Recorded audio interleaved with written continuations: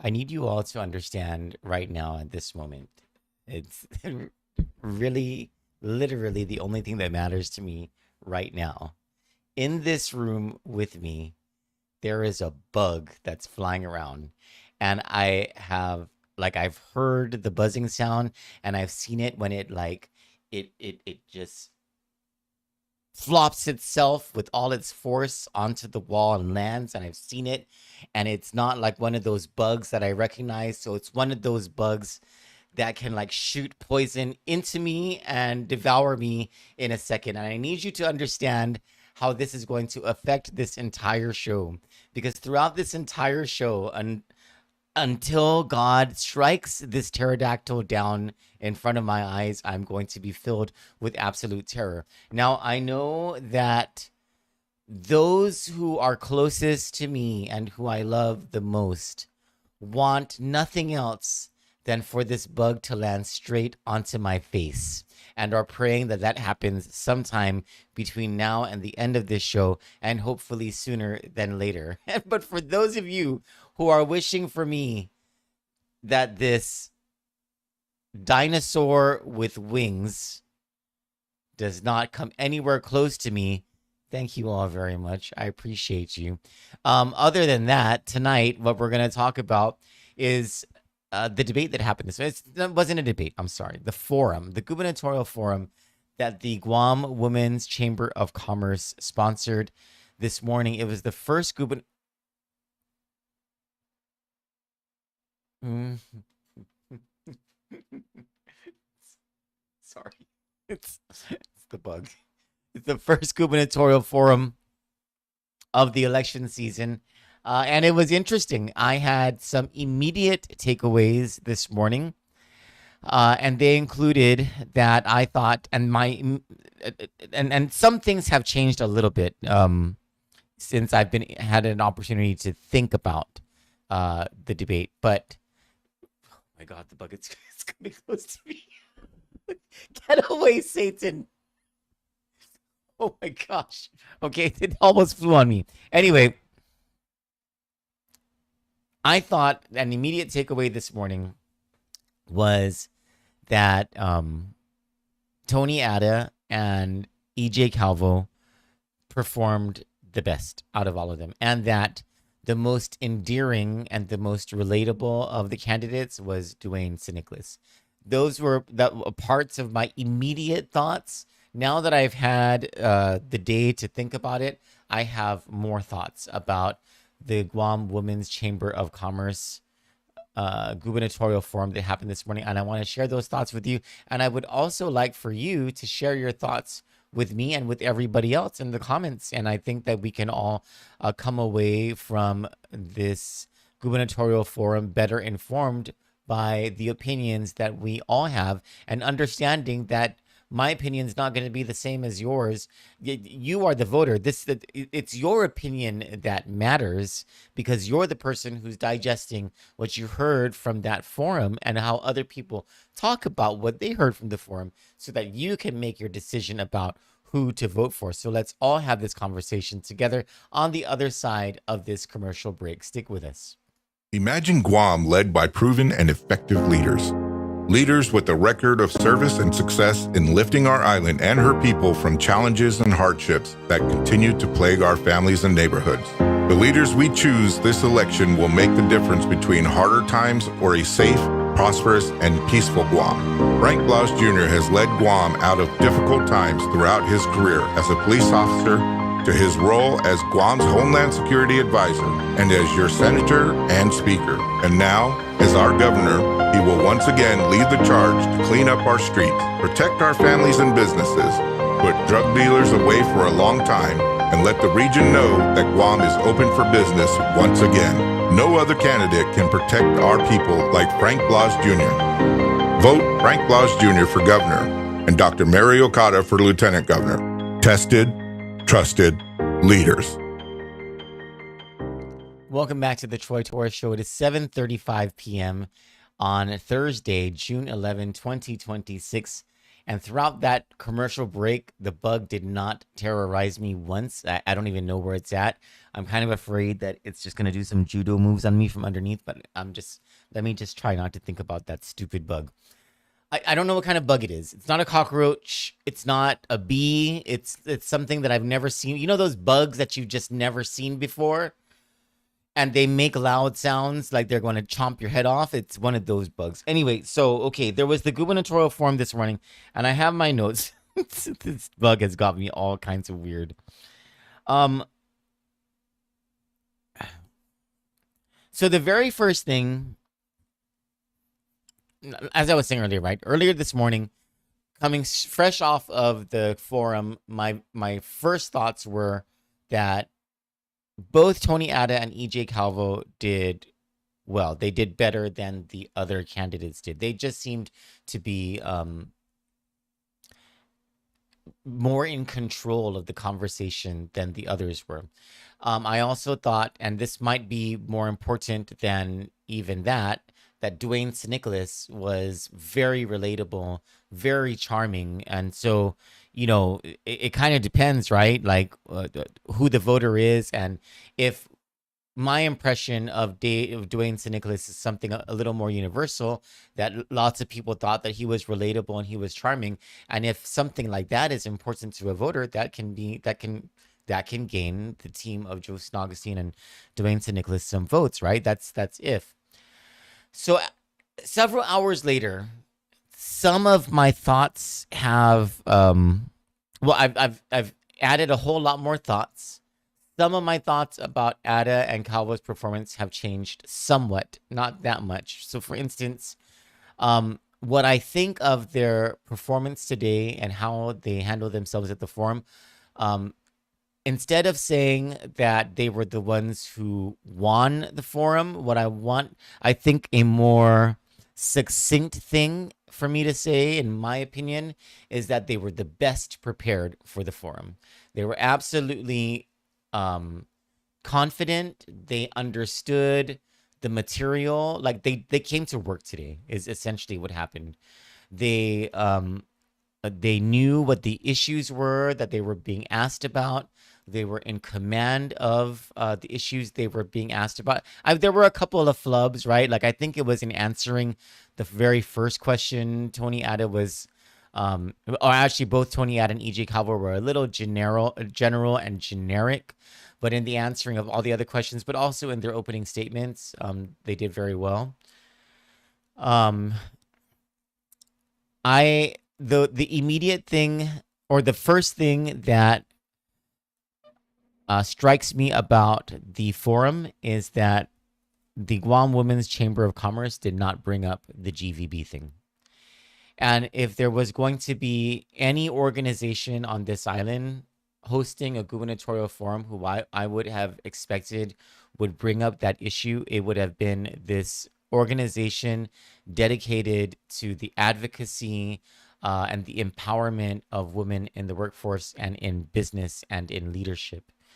And everything, the antithesis of that being Jane Doe's 28-page federal complaint, where not only does she allege that these sexual crimes happened to her, but that the institution of the government itself, filled with all of these men, or as Senator Tello Taitigui points or calls them, the good old boys club, covered up.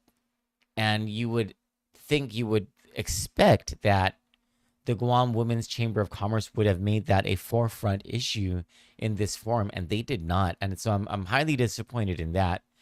I think it's pretty wild that they didn't bring that up. I also think it's pretty wild that the Guam Women's Chamber of Commerce did not bring up the multiple allegations of both sexual and physical violence against women in the workforce in the government of Guam, allegedly perpetrated by male members of the cabinet, in a cabinet under the island's first female governor. I think the fact that these two issues were not brought up in this forum were absolutely wild to me, and very much lost opportunities to understand better what these candidates for governor would have done differently how they would handle things differently.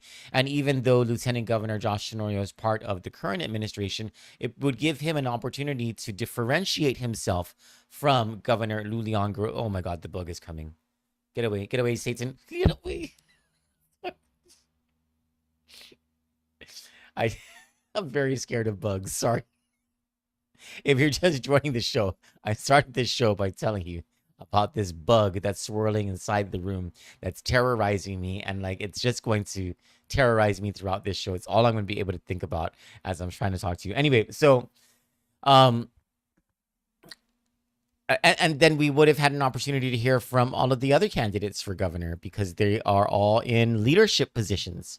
The Speaker of the Legislature, the Vice Speaker, the former Speaker, the former chairman of the Finance Committee, Senator Joe Augustine. I mean, and all of the members of the legislature now, you know, what it is that they are doing about it, or that they would do about it if they were elected governor, what sort of criticisms that they have of the current administration and one of their opponents, Josh Tenorio, about the handling of things right now. I think it's absolutely wild that those two issues were not brought up. While I thought that Tony Atta and EJ Calvo were the most prepared, I thought that there were candidates who showed that they were most in command of the issues themselves. And those candidates were Therese Terlahi, Sabina Perez, and Josh Tenorio.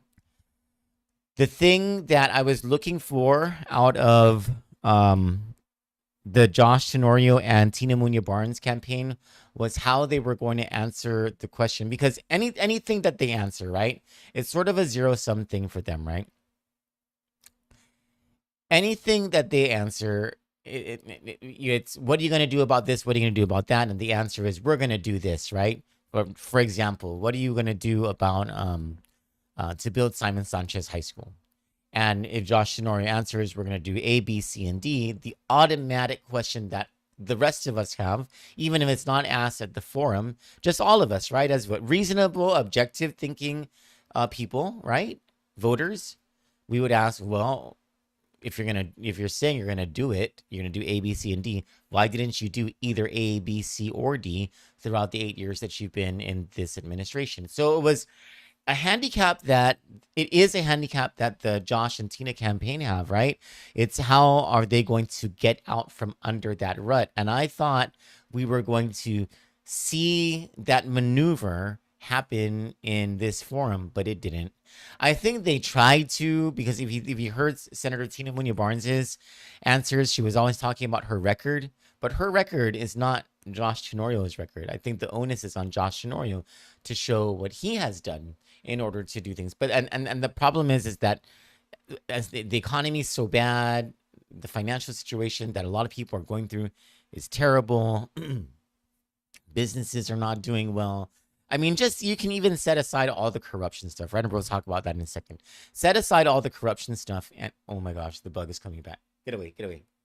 You set aside all the corrupt. My friends are probably having a ball, just laughing their asses off at me flipping out about this bug. Set aside all that corruption stuff and just think about the economic situation, the financial situation that people have, the breakdown in society, crime, all this stuff, right? Or the lack of stuff in education, the hospital being what it is. There is no new hospital that like has fallen through. Just stick to those issues and set aside the corruption stuff for a second. And, you know, you're always going to come back to, well, you say you want to do these things. You say you want to build affordable homes in order to bring down the cost of housing. You say you want to build a hospital. You say you want to improve Guam Memorial Hospital. You say you want to support public education.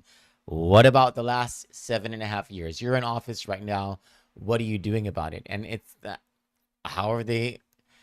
I'd like to know. I mean, maybe that they've got like a lot of money in their campaign. They've got a lot of people who are doing their pocket meetings and their strategy and their debate prep and all of this and their marketing and all that stuff, right? And political messaging. I didn't see it. If I was Josh Tenorio, I'd be very mad at my campaign for not preparing me in that sense today, because that's the chief question that's gonna, aside from the corruption stuff, the chief question that comes out from people's minds when they hear him say, I'm going to do this and I'm going to do that, is why didn't you do it already? Why do you need a third term in order to do something that you promised that you would do 4 years ago and 8 years ago? And that's a big problem that the Josh and Tina campaign have. You saw Senator Therese Terlahi very cleverly and in I think aggressive is the wrong term, but in a dogged kind of way, scrutinize the administration for certain failures, while then presenting what her solution would be. I just thought that and there was she had great answers throughout all of the questions. Even Sabina Perez's command of the issues is quite impressive. I think out of all the candidates, I would give mastery of the issues to Sabina Perez out of all of them. But for the answering of the questions that Therese Terlahi did, all of them were good except on reproductive health rights. It wasn't you. So if you listen to what she says, she essentially says we need to not make things difficult for women who are going through their pregnancies, right? It's I believe that is the same, that what she's saying is essentially the supportive of reproductive health rights. I'm not entirely sure because she did not give, out of all the answers that were given, hers was the least clear on that one. There were 3 very clear answers that were given. No, I'm sorry. The rest of them had very clear answers. The strongest ones were Josh Tenorio and Frank Blas, where Josh Tenorio was just very straight to the point. The government should not be involved in a woman's choice. We support reproductive health rights, et cetera, et cetera. Tony Ada was just as strong, but on the other side of things, his was, I will always support the right to life and the right of the unborn to et cetera, et cetera. So he didn't frame his response in terms of reproductive health rights. And it was because I don't think he could, because his position is pretty clear. He's an anti-abortionist. Frank Blas, I thought, though, had the best answer. And he wasn't lukewarm about it either, but he was able to express his opinion in a way that I thought was oh my gosh, this bug is just flipping me out, in a way that was compassionate and also made sense. And what he essentially said was, look, we'll do everything to provide for women and children in need, foster care systems, adoption, child care, daycare, caregiving, good health care for women. But at the end of the day, a woman's dignity and her right to her body are paramount. And I thought that was a great answer that Frank Blas gave. Mary Okada, I'm surprised. Okay, let me take a step back here. I think we have to provide some leeway or some understanding about a couple of things. On that stage were 10 people, right? And of those 10 people, only 2 of them have experience running for governor or lieutenant governor and being on a gubernatorial forum platform. And those were Josh Tenorio and Tony Ada. Both of them have run for lieutenant governor before. Well, of course, Josh Tenorio was the only one successful, right? But they both have been on the stage as lieutenant governor candidates before. They are, for the first time, on the stage as governor candidates now. Nobody else who was on that stage had that same experience. Frank Blas ran for Congress before, and so he kind of has the experience of going one-on-one on a stage, but running for Congress is not the same thing as running for governor. 2 very different sorts of dynamics, right? And so there is, going into that debate, I think there's an expectation that Josh Tenorio and Tony Ada would perform well. I I'm surprised that Josh Tenorio did not perform as well as I thought that he would. I thought he would really dominate that stage, but considering the experience that he has in debates and also as the sitting lieutenant governor for the past several years, I'm surprised that Tony Atta got that one over him on this first forum. I don't know. Maybe it was nerves, or maybe he's not having a good day. I don't know. I'm not sure. But the person who I thought would have done better, and it's because of she's got that confidence about her, and she's seasoned in how the government operates, and also in speaking in front of people, was Mary Okada. And I don't think that she was nervous or anything like that. I think maybe whoever is talking to the Blas and Okada campaign about debates and forums needs to probably sit down with Mary Okada to have her organize, to have a sort of outline of how to answer a debate question, so that oh my God, did you see the book? Did you see it? Did you see it? It had feathers, right? Like, it was gigantic. To organize her thoughts so that she doesn't get stuck in the weeds of things. I mean, for a lack of a better term, I want to say that many of her answers were kind of nerdy. They were just the details that people who are listening to these debates, they want to know whether you have an emotional connection to these issues that matter to them. And Mary Okada did not have an emotional connection to any of the issues, I don't think. Therese Terlahi was able to make that emotional connection, but I wish she went a step further, because you would hear her talking about the struggles of people and the problems that people go through. And she did it a couple of times very well, but the rest of the time, I think she suffered from the same issues that Mary Okada had, where, she wasn't like bringing it back. Mary Okada didn't do it at all, but Therese Terlahi in a couple of these questions did not bring it back to why what she's saying is important and how it will help those of us on the ground, us everyday Guamanians, right? Even though she had good answers that were well informed, there was a missing connection. Dwayne St. Nicholas did that effortlessly. He was able to connect with people in a visceral kind of way. And even though sometimes it was surrounding answers that did not have the depth that the Terlahi answers or the Frank Blas answers. Frank Blas had in-depth answers, by the way. Let me not skip over him. He had in-depth answers. He's not the most articulate speaker. So Frank Blas sort of has a handicap in that way when it comes to public speaking, when it comes to debating.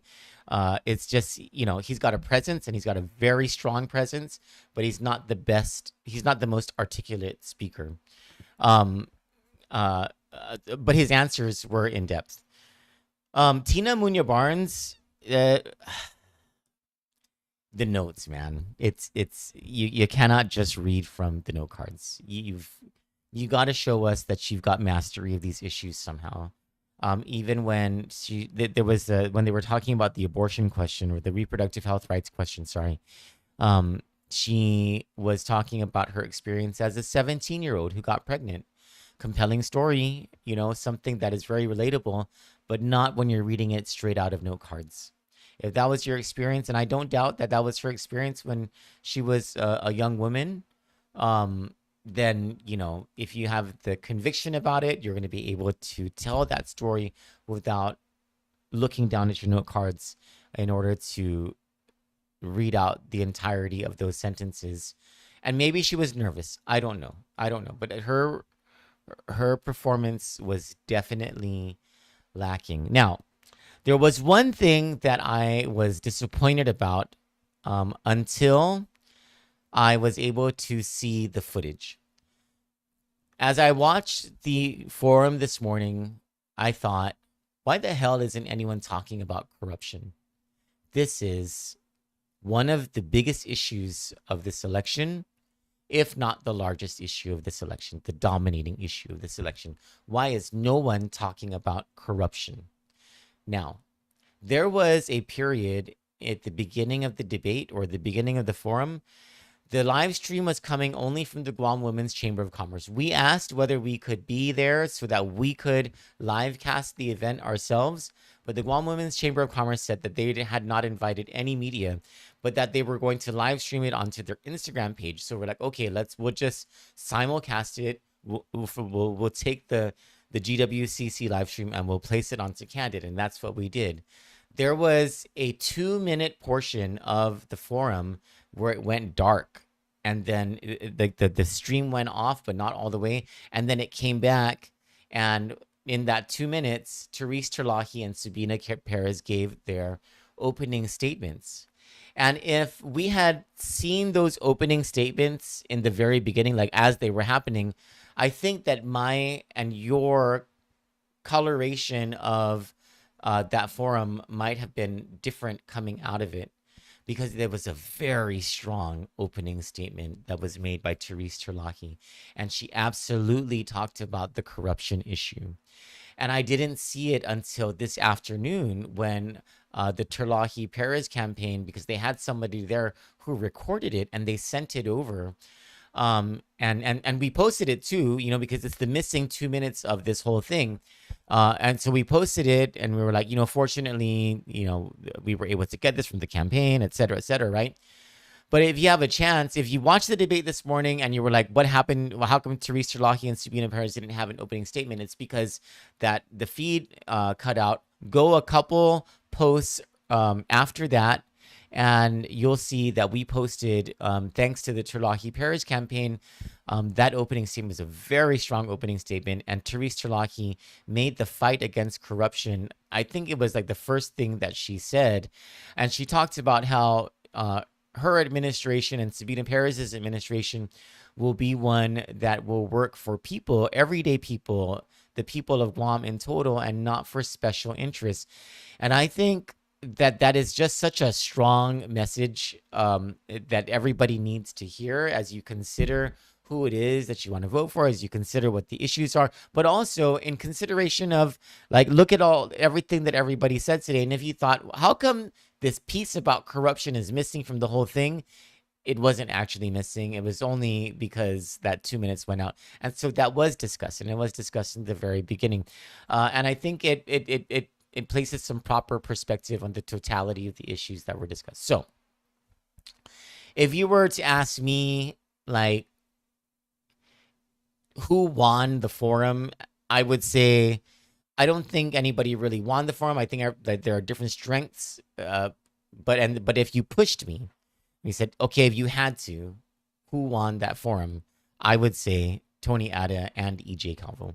And then if you asked me if I had like a number 2 or something like that, I would probably say Dwayne St. Nicholas, because of how charming and relatable that he is. But also very strong performances from both Therese Terlahi and Sabina Perez. And if it weren't for that albatross that Josh Tenorio has, as in the incumbency and the tendency for people to ask him, well, why didn't you do it already?